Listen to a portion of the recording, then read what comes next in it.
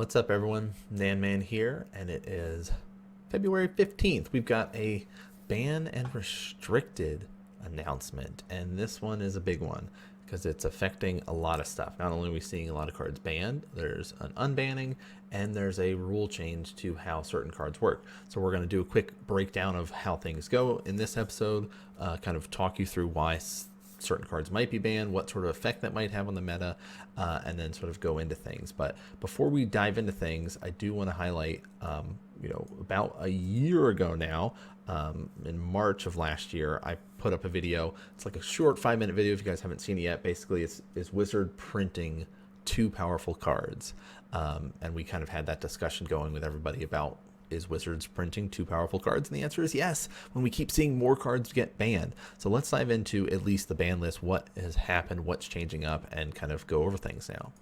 So I'll put things up over here that way, actually, on the screen for you guys to be able to see, and we'll just kind of talk about it as we go through things. So I'll spend more time talking about kind of the extended formats, because that's kind of usually what we do here on this channel compared to some of the other stuff. But it is important to note for all the people that are playing on MTG Arena that Historic has since been changed because Omnath and Uro are no longer legal, which, if you guys have been paying attention to kind of the Sultai power that is in Historic with that Uro backbone, it makes sense why there's no more of that.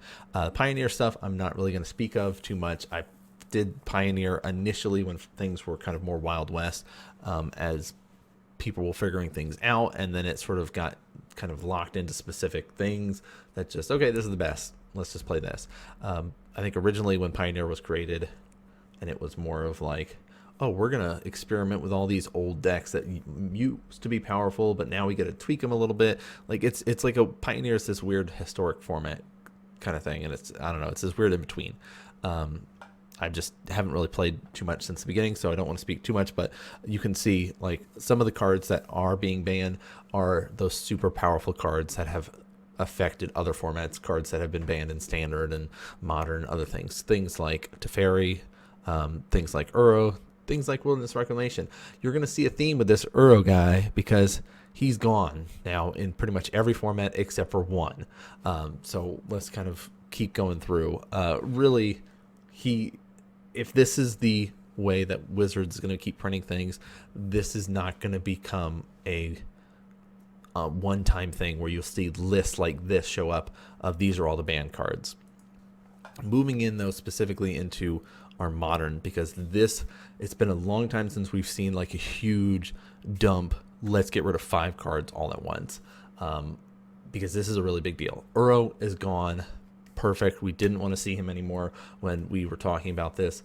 If you guys checked out our last video that we put up on the channel, that was kind of 2020 recap. That was the fall of Urza and the rise of Uro. The shift in the meta and how much it warped the format, where people were like, well, I'm going to be running 3 colors, I'm going to be running 4 colors, I'm doing all these different variants with Uro as my backbone of these decks.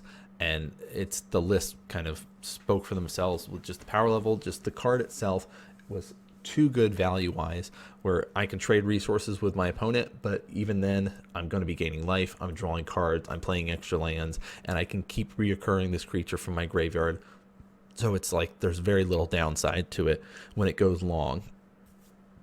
Wilderness Recognition, the 2 cards in the middle here that we're talking about that's going to be causing kind of the most issues, Tybalt's Trickery and Simian's Spirit Guide. If you've been paying attention to Standard, Historic, Modern, Legacy, you'll know that Tybalt's Trickery has been causing issues, more particular with sort of the cascade kind of things and kind of weirdness of how that essentially works. So they've said as soon as it got released, it was kind of taking over and again destroying things, and people are like, well, what's the point of me playing right now, where it's either I'm playing Uro or I'm going to be playing against Tybalt's Trickery, and that doesn't seem like a fun meta for a lot of people. Simian Spirit Guide, if you're unfamiliar with it, normally costs 3 for a creature, right? 2 colorless and a red for a 2/2. Doesn't seem very good at all, right? But you can be able to exile it from your hand and add 1 red mana to your mana pool. So people would do that to kind of speed up Tybalt's Trickery, be able to cast it on turn 2. The most noteworthy deck that kind of in Modern, outside of the Tybalt's Trickery side of things, I would say would be Ad Nauseam, because it's a long-standing deck that has existed, that has been quote-unquote fair. I mean, there's also like Living In and stuff like that. These like, oh, I'm a combo deck, but you're basically trying to speed up the combo deck. So it's going to slow down those sort of fairer combo decks that exist by removing it. But free mana and fast mana is something that Wizards has talked about for a while, of stuff they want to get rid of and move away from. Like we saw Mox Opal get banned last year and stuff like that. So it's like cards like this they don't want in Modern anymore. So that makes sense.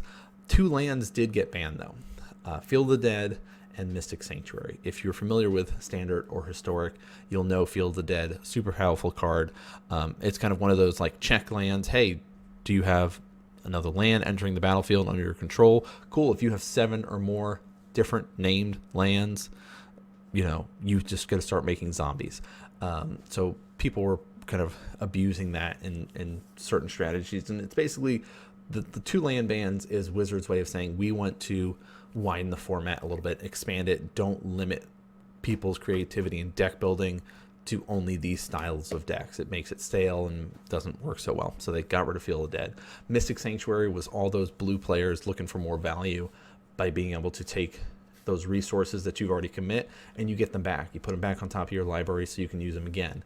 So again, if we're trading resources and I've spent a lot of my stuff, you play Mystic Sanctuary, now you're getting your value back, and it makes it even harder to kind of work through. So kind of, again, opening up deck building, making things a little bit more fair, not kind of niching in blue decks to saying, well, now all of you run Mystic Sanctuary. So sliding down to a Legacy, very happy to see Dread Horde Arcanist get the boot. Very happy to see Astrolabe get the boot and Oko get the boot. So Oko is banned from every format except for Vintage, guys. If that doesn't tell you the power level of this card, I don't know.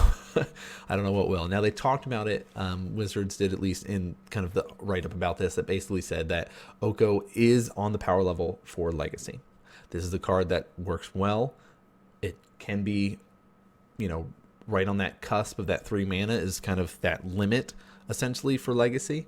And it does all powerful things that, people are kind of aware of. But it's still really good. So it's gonna be gone.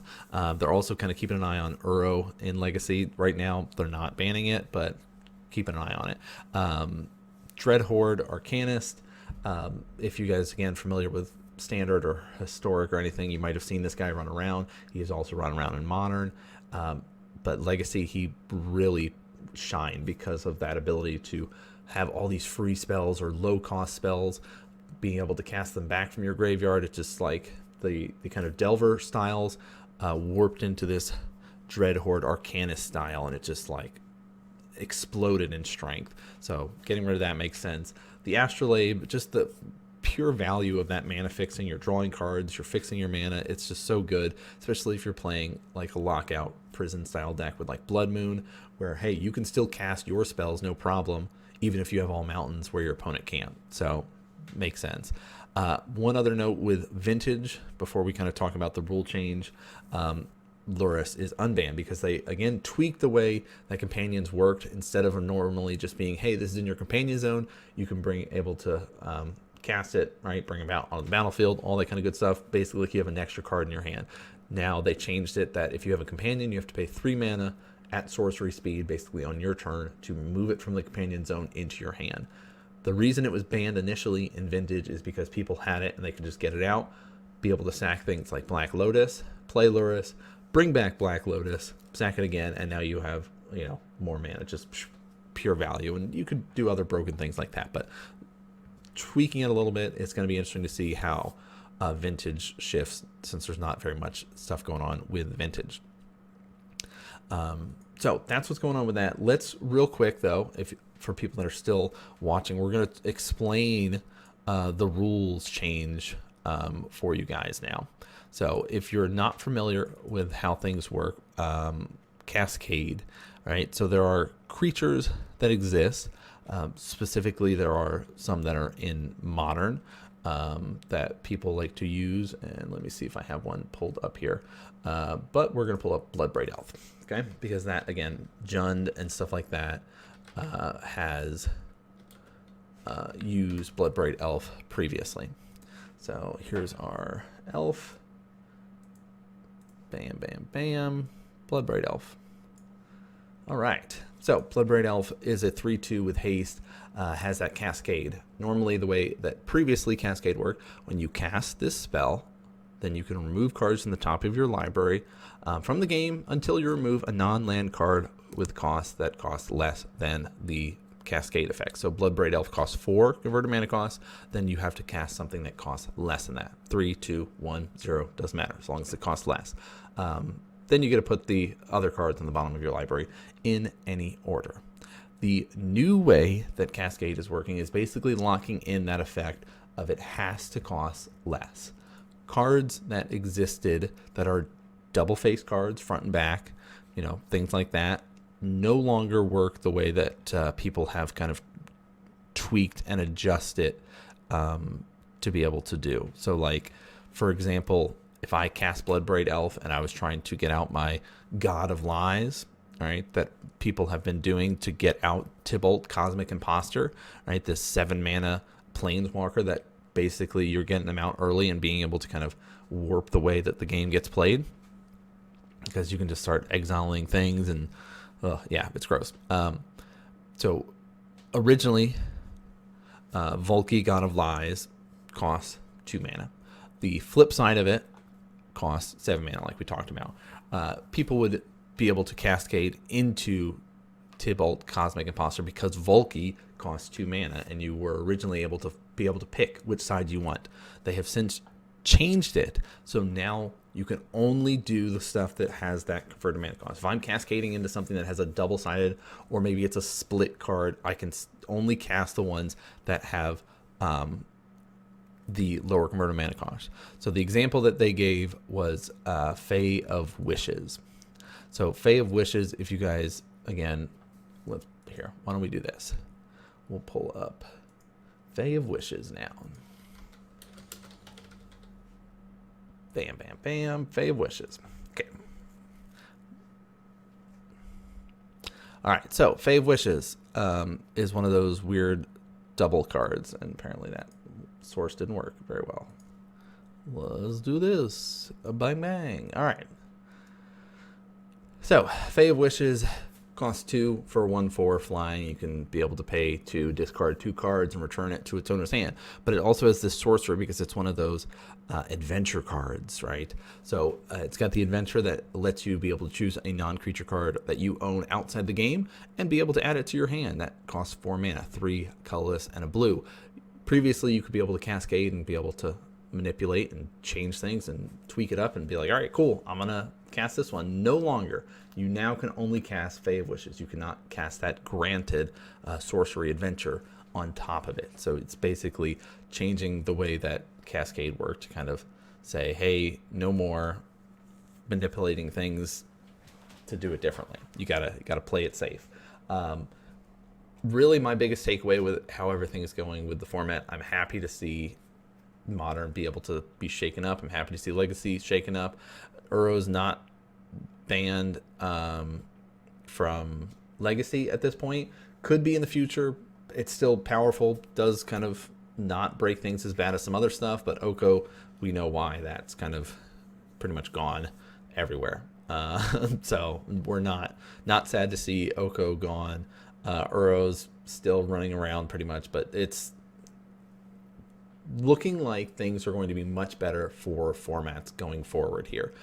So I'm really excited to see what's going to happen. There'll be more Modern Meta breakdown videos coming up. We were going to do one about Tybalt's Trickery or one of those Uro decks, and now we don't have to because Modern doesn't have to worry about those cards anymore.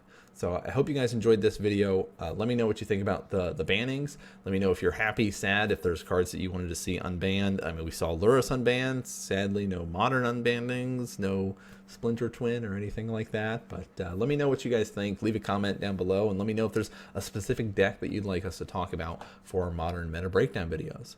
But that's going to do it for this episode, guys. Thanks for tuning in and watching, and I'll see you guys in the next game. Hey everyone, NanMan here. I'm a StarCraft 2 and Magic the Gathering content maker and commentator. Thanks for tuning in and watching, guys. Make sure to hit that subscribe button and check the description for more information about other content that I'm doing. I've also got a new podcast, NanMan's Nerd Corner, which you guys can find out on Spotify or iTunes. It's got a bunch of Magic content as well as other stuff. Thanks for tuning in and watching, and I'll see you guys next game.